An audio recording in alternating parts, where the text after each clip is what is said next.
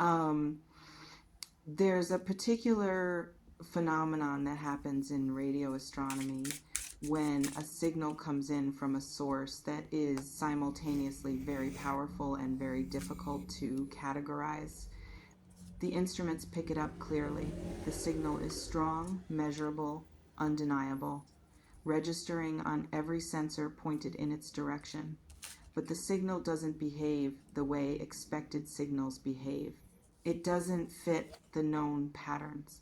It doesn't resolve neatly into a frequency that the equipment was designed to interpret. So, what you get is this peculiar situation where something is definitely there, definitely broadcasting, definitely real and significant, and the people listening have all the data they need to know that something important is happening, while simultaneously being unable to tell you exactly what it is. They know it matters.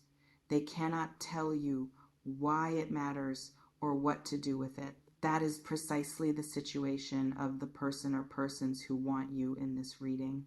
They want you. That is not in question. That is the signal that is coming through clearly on every instrument, registering on every sensor, undeniable in its presence and its strength. But your energy, the specific, complex, not easily categorized frequency of who you are, is doing something to their interpretive capacity that they were not prepared for.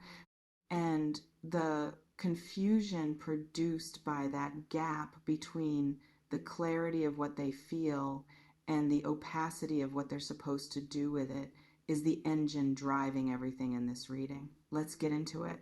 The first thing I need to establish is that the confusion is not your problem to solve. I say this immediately because I know the instinct. The moment a Virgo understands that someone in their orbit is confused or uncertain or struggling to navigate something, there is an almost gravitational pull toward intervention, toward clarification, toward taking the tangled thing and gently, efficiently, helpfully sorting it out so that everyone involved can move forward with more ease. You are a natural problem solver in the most literal sense. You see problems and you want to fix them, not out of ego, but out of something closer to aesthetic discomfort with unnecessary inefficiency. But this particular confusion is not a problem to be fixed. It's a process to be undergone. And the specific process this person needs to undergo is theirs, not yours. The confusion is actually doing something important. It's doing the work of breaking them open past the place where they were comfortable, past the defenses and the patterns and the comfortable assumptions about how things work and what they're able to handle, into the territory where something more real becomes possible. If you resolve the confusion for them, you interrupt the process. You rob them of the very discomfort that is moving them towards you in the only way that will actually last. Let them be confused. It's working. Now, let me describe what the confusion actually consists of, because I think you deserve to understand it specifically rather than abstractly. This person is caught between two contradictory experiences of you that they cannot reconcile. On one side, they want you with a seriousness that has surprised them.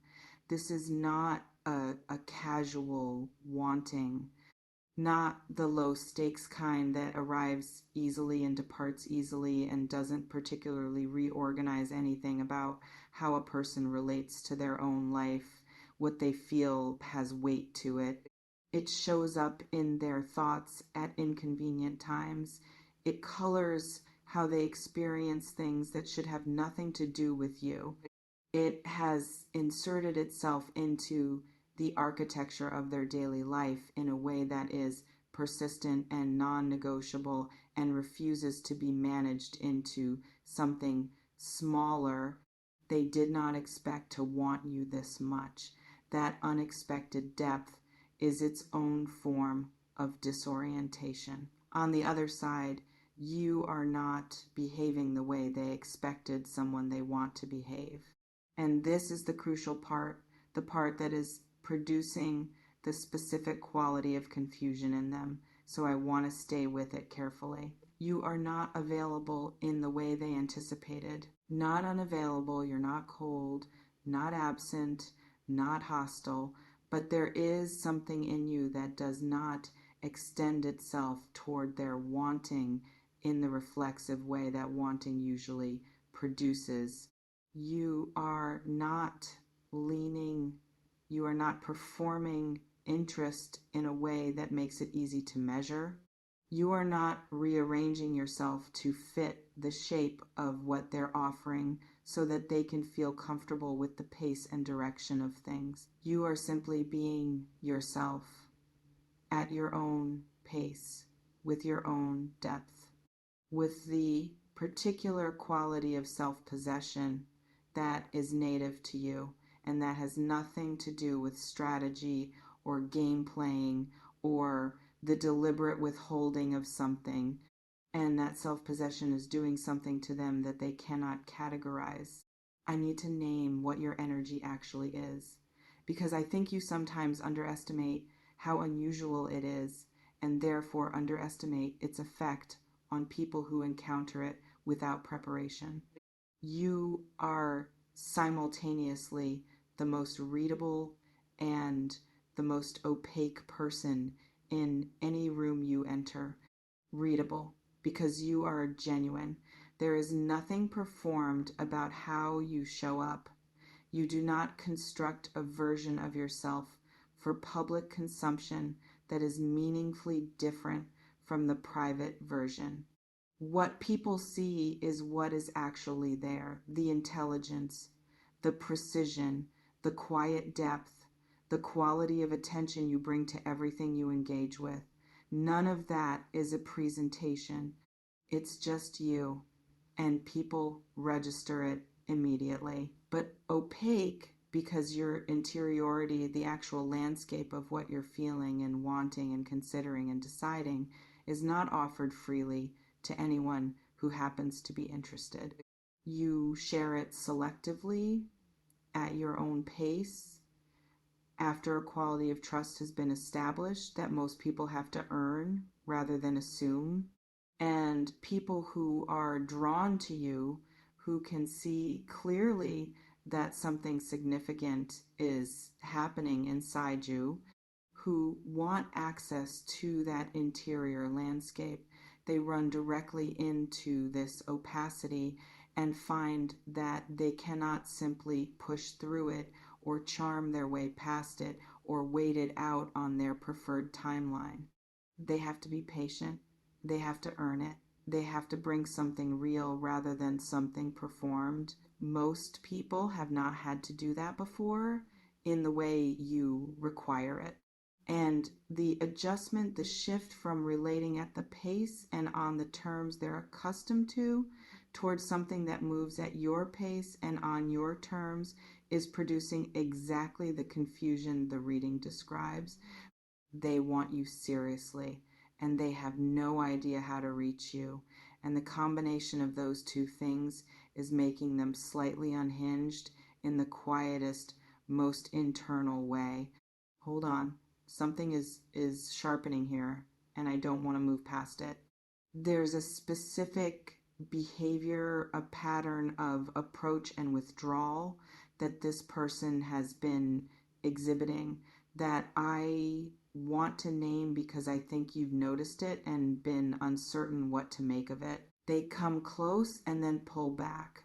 Not once, in a repeated rhythm that might have started to feel confusing or inconsistent or like a signal that what they feel isn't quite as real as it sometimes appears.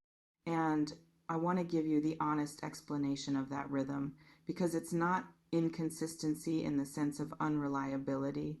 It's something more specific. Every time they come close to you, they encounter the full intensity of what they feel, and it frightens them. Not you, the feeling, the scale of the wanting, the recognition that this is not something they can approach casually or maintain at a comfortable distance or fit into the compartment they'd originally intended for it. And the fear sends them backward into the temporary relief of distance, where the intensity is more manageable. And then the distance becomes its own problem, because what they're carrying doesn't get smaller with distance, it gets larger. And the larger it gets, the more they need to come close again. And the closer they come, the more intense it gets. And the more intense it gets, you see the loop. This is not a person who is ambivalent about you. This is a person who is overwhelmed by how unambivalent they are, and who has not yet developed the capacity to simply stand in that overwhelming feeling without flinching. What happens next is that something forces the flinching to stop.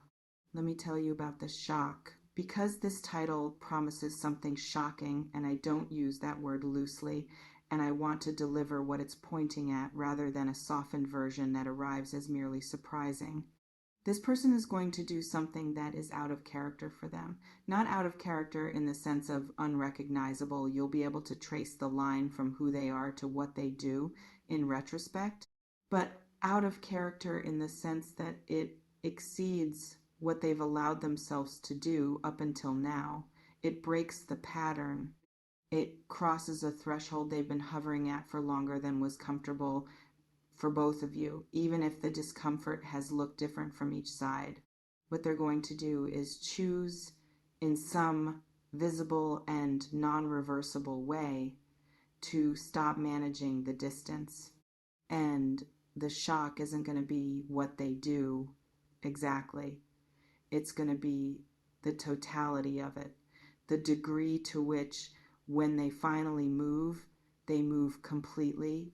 People who have been restraining something for a long time do not, when they finally release the restraint, do it by halves.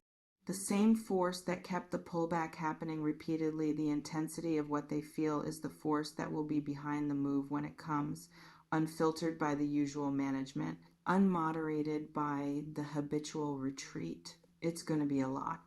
And you are going to feel, in the moment of receiving it, several things simultaneously.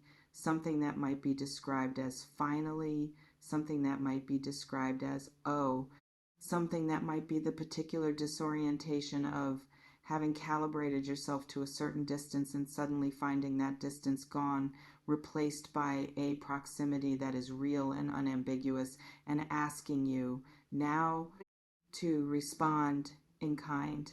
Your response is going to matter. And I don't mean that as pressure.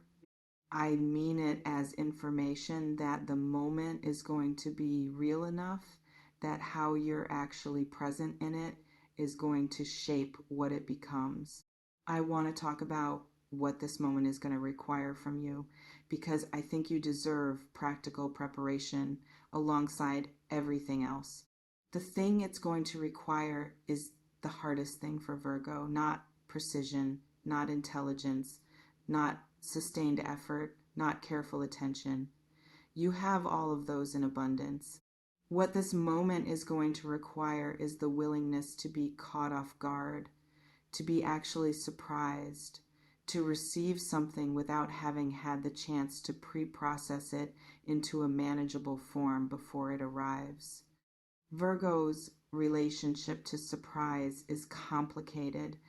Surprise means that the thing arrived before you could prepare for it, which means you're in the position of responding in real time without the benefit of having already worked through your feelings in advance. That's uncomfortable, genuinely uncomfortable. You are someone who does your interior work before the moment so that you're never entirely at the mercy of what the moment produces. But this moment is not going to give you that preparation time. It's going to arrive with the speed and completeness of something that has been held back for a long time. And what you're going to have to do, what this reading is asking you to prepare for, is let yourself respond from whatever is actually true in you in that instant, rather than from the version of your response you would have constructed if you'd had warning. Your unpremeditated response is the real one. It's the one that matters. And it's the one this person needs to receive, because they are taking a risk in proportion to what they feel. And a managed, considered, fully processed response, however thoughtful, is not the same as the real thing. And they will know the difference. Be in the moment, actually in it. That's what's being asked.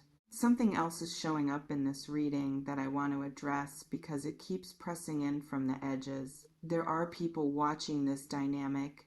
Not all of them are rooting for it. I've said this in different forms in other readings, and it keeps appearing because it keeps being true for Virgo right now. You exist in a social landscape where some of the people around you have arrangements or assumptions or investments in a particular version of your story, and the version of your story that's unfolding does not align with what they would have chosen for you or for themselves in relation to you.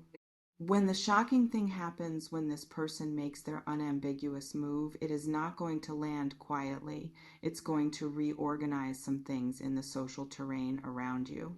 Some people who have been comfortable in a particular role or assumption are going to be required to shift, and the shifting is not going to be graceful for all of them. I'm not saying this to complicate your joy before it arrives.